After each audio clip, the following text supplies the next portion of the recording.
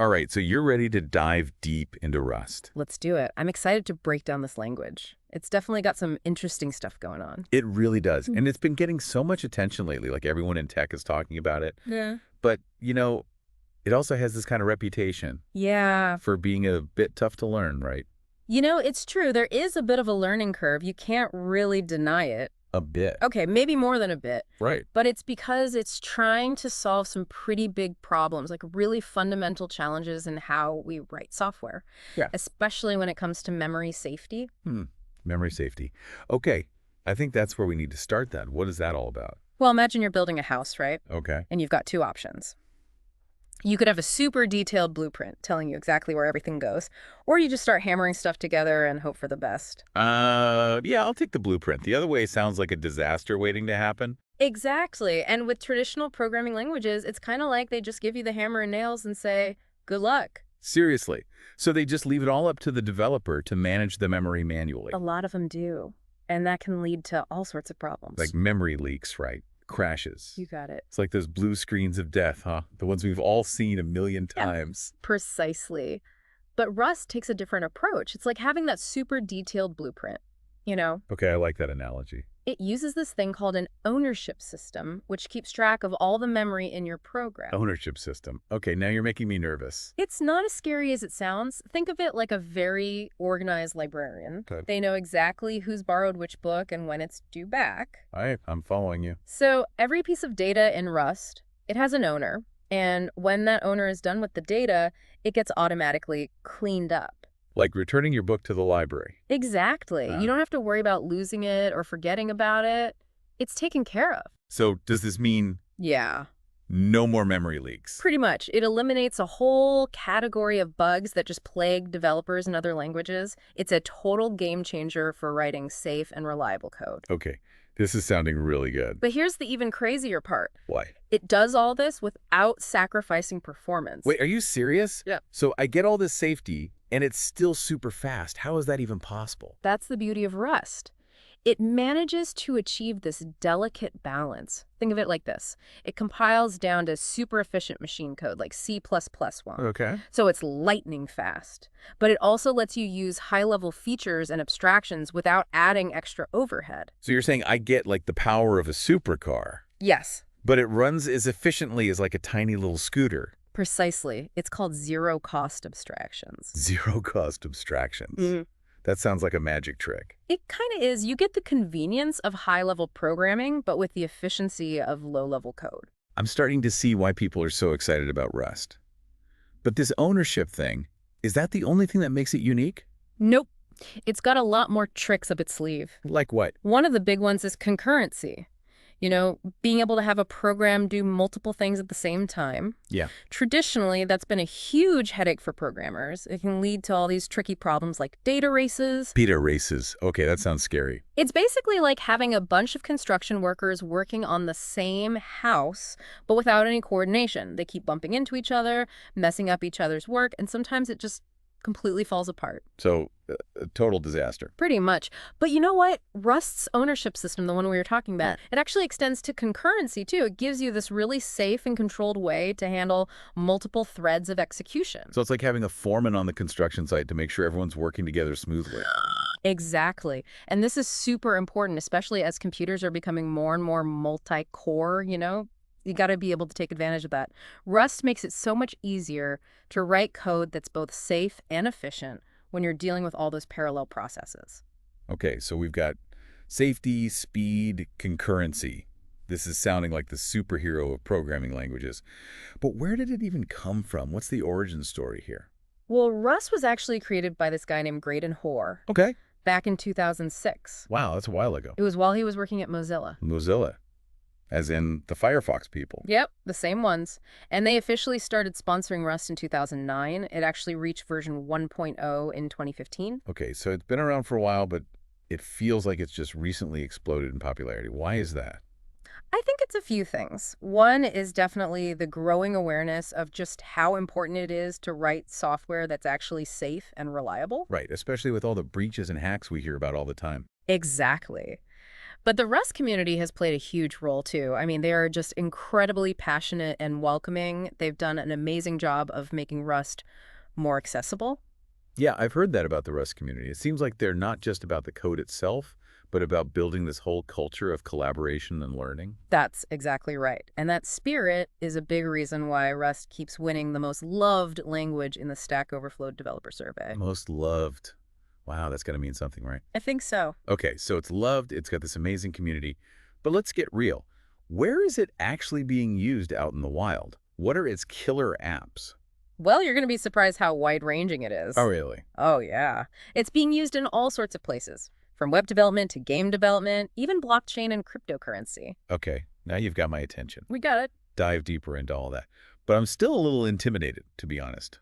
This learning curve. Yeah, it's understandable. Any new language takes time and effort. But trust me, the journey is totally worth it. All right, you've convinced me. I'm in. Awesome. But where do I even start? What are the essential tools and resources? Well, there's the official Rust book. It's online, it's free, it's a fantastic place to start. It walks you through everything in a really clear and engaging way. Okay, that sounds promising. Not one of those dry technical manuals then? Not at all. You'll actually enjoy reading it. And there's tons of other stuff out there too, like tutorials, forums, even video courses. So it sounds like there's a whole ecosystem to support Rust learners. Definitely. Okay, that's encouraging. But we have to be honest here. Every language has its downsides, right? What are the trade-offs with Rust?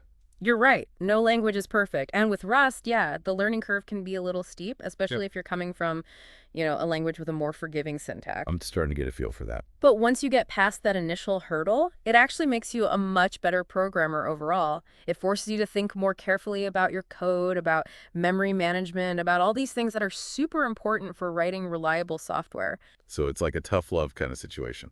I guess you could say that. But hey, the results speak for themselves, right?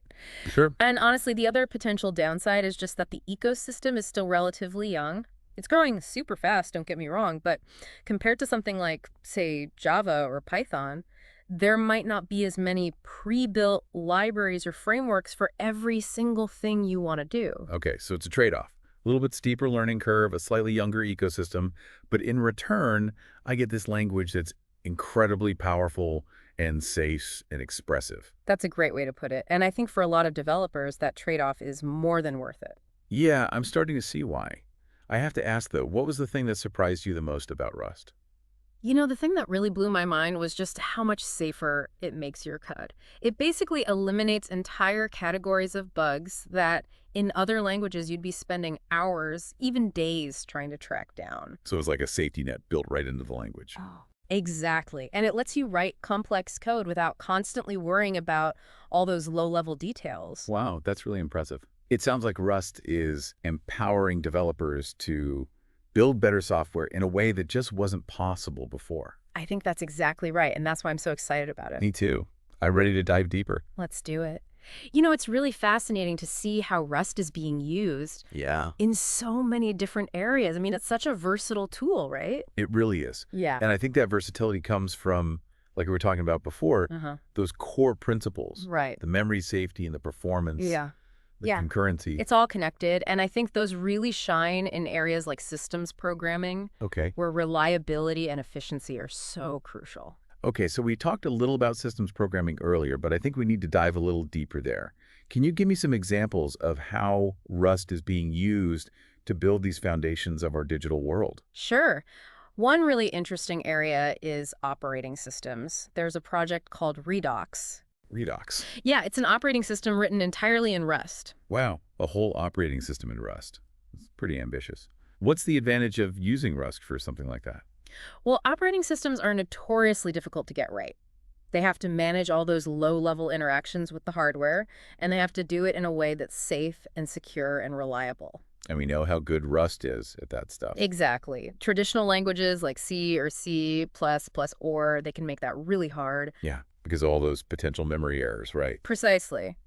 But Rust's ownership system and all the checks the compiler does, they really help prevent those from happening in the first place. So it's possible to build these operating systems that are much more reliable, secure, and way easier to maintain. So Redux is kind of like a proof of concept that you can actually build an entire operating system in Rust. Yeah, exactly. It's still a fairly young project, but it's really exciting. And beyond operating systems, people are also using Rust for things like device drivers.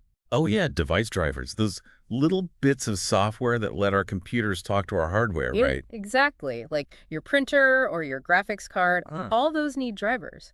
And those are also super tricky to get right. I bet. One little bug in a device driver could cause all sorts of havoc. It really could. But again, Rust's safety features, they really help minimize those risks, and that leads to systems that are more stable and secure overall. Okay, so Rust is helping to keep our computers running smoothly. That's the idea. And speaking of running smoothly, Rust is also a great fit for embedded systems. Oh, right, embedded systems. Those are the tiny computers we find in everything, right? You got it. Microwaves, cars, all sorts of stuff. And they often have very limited resources, so you need a language that's efficient and reliable. Makes sense. You don't have a lot of room for error in those environments. Exactly. And because Rust doesn't have a garbage collector, it has a really small footprint, which makes it perfect for these tiny little embedded systems. Wow, so Rust is powering those huge systems like operating systems and also these tiny little embedded systems. It really is. It's a super versatile language. It is. But I think we need to shift gears a bit and talk about another area where Rust is making a splash. What about web development? Okay, yeah, we mentioned web development before briefly. Uh-huh. And those frameworks like Actix and Rocket. Yeah. But I'm curious, why is Rust a good fit for web apps? One of the biggest advantages is performance. Web applications are often very demanding, especially when you have a lot of users or you're dealing with complex data. And because Rust compiles down to native code, it can be incredibly fast. So I'm hearing a website built with Rust would be lightning fast. Hmm. That's pretty appealing. It is, and it goes beyond just speed. Remember all that stuff we were talking about before? Uh-huh. The safety and security benefits of Rust? Oh, Well, yeah. those are huge in web development too. Because web apps are often targets for attacks. It's like every other day you hear about another website getting hacked. It's true. But Rust, with its strong type system and all its compile time checks, it makes it so much harder to exploit vulnerabilities. So using Rust is kind of like putting armor around your website. That's a great way to think about it. It makes it way safer for handling sensitive data like, online banking or e-commerce. That makes a lot of sense. So what else? What other advantages does Rust bring to web development? Well, there's also scalability and maintainability. The concurrency features in Rust make it much easier to build web apps that can handle a ton of users and requests without crashing. So no more website crashes during a big sale or product launch? Ideally, no. Hmm. And because Rust encourages you to write code that's well structured and easy to understand, it's also much easier to maintain and extend over time. Okay, that's huge. Nobody wants to be stuck with a code base that's a nightmare to work with. Exactly. And all of these things can save companies a ton of time and money in the long run. It's like having a well-organized toolbox where everything has its place. I like that analogy. And you know what? Speaking of tools, Rust is also playing a key role in the rise of WebAssembly. Oh yeah, WebAssembly. We talked about that a little bit before. Yeah. Remind me again why that's such a big deal. Well, traditionally, web development has been pretty much limited to JavaScript, and JavaScript can be slow and inefficient for certain types of tasks. Like, But WebAssembly basically lets you run code written in other languages, like Rust, directly in the web browser, and it runs at near native speeds. so it's like bringing the power of Rust to the web. Exactly. And it's opening up so many possibilities for web developers. We're going to see things that just weren't possible before. Think web apps that feel as smooth and responsive as desktop apps. Wow. Okay, so Rust is powering these super fast web apps, but it's also being used in blockchain and cryptocurrency, right? That's a pretty different world. It is a different world, but those same core principles we've been talking about, the memory safety, the performance, the concurrency, Yeah. they're all super valuable in that space too. Blockchain systems are really complex, right? Yeah, and they often involve a lot of sensitive data and financial transactions. Exactly. So you can't afford to have bugs or vulnerabilities. And Rust is really good at preventing those common errors. It's like building your blockchain on a foundation of rock. That's a great way to put it. And because blockchain systems often rely on these complex algorithms and distributed networks, well, Rust's concurrency features and its efficient performance are a perfect fit. So it's like having this super efficient engine and a secure vault all rolled into one. Exactly. And that's why more and more blockchain projects are turning to Rust. Okay, so I'm seeing the bigger picture here.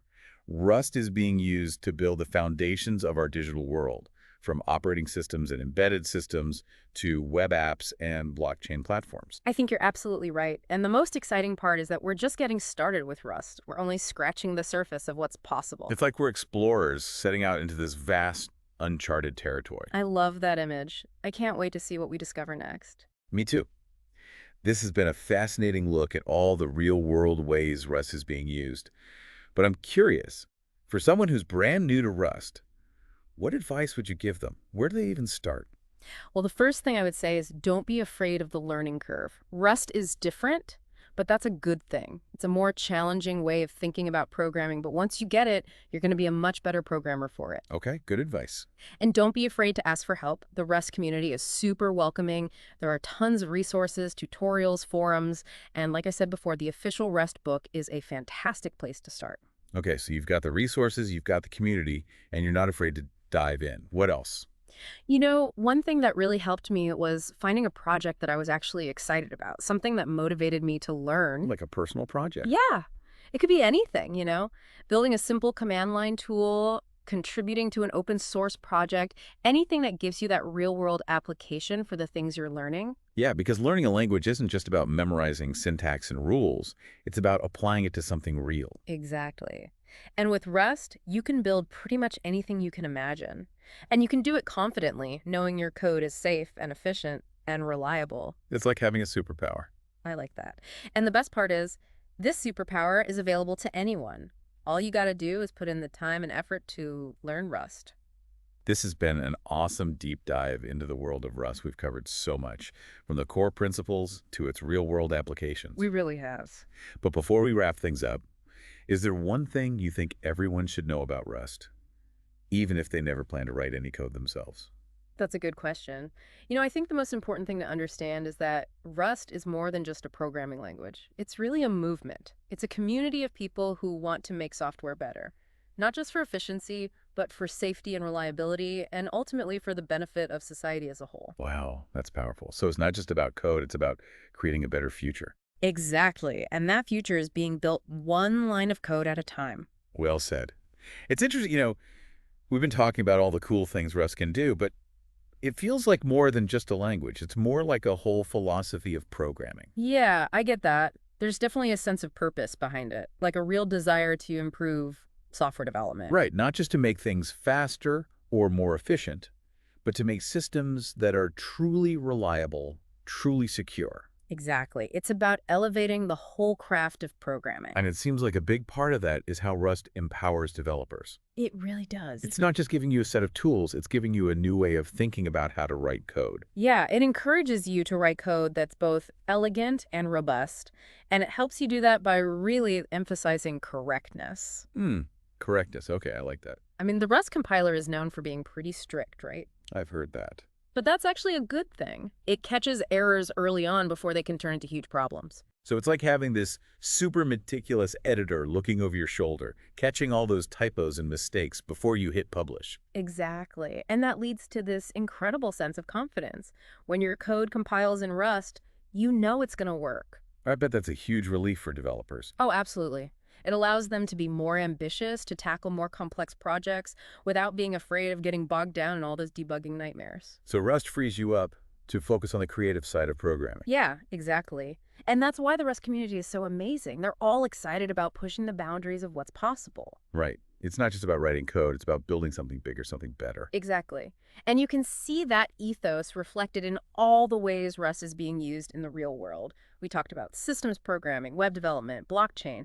These are all areas where Rust is being used to build systems that are more robust, more secure, more beneficial to society. It's like Rust is helping us build a better digital world, one where we can trust the technology that underpins our lives. I love that. That's a beautiful way to put it. And as we become more and more reliant on software, that trust is more important than ever. Absolutely. So we've talked about where Rust is today, Yeah. but where is it headed? What does the future hold? Well, if the last few years are anything to go by, I think Rust is going to keep growing, like really explode in popularity. More companies are seeing its benefits, the community is expanding. So you think it's going to become a mainstream language? I do, Yeah. especially in areas like systems programming, cloud computing, even web development. I can see that. As we keep needing more and more software that's safe and reliable, it makes sense that Rust would become more and more popular. Exactly. And I think its influence will even go beyond specific applications, those core principles of Rust Hmm. that focus on safety and performance and correctness. Yeah. I think that's going to influence the design of other languages and tools. Wow. So it's not just about Rust itself, but about the impact it's having on the whole evolution of software development. I think that's right. Rust is showing what's possible, and that's inspiring a whole new generation of programmers. That's incredible. It feels like we're on the cusp of something really big. I think so too. It's an exciting time to be a programmer, that's for sure. It really is. Well, we've covered a lot of ground in this deep dive, but as we wrap things up, is there one thing you hope our listeners take away from all of this? Hmm. I hope they come away with a sense of excitement about what Rust can do. It's a powerful language that lets us build incredible things that can have a positive impact on the world. I like that. So, to our listeners, if you're intrigued by Rust, don't be intimidated. Give it a try. Yeah.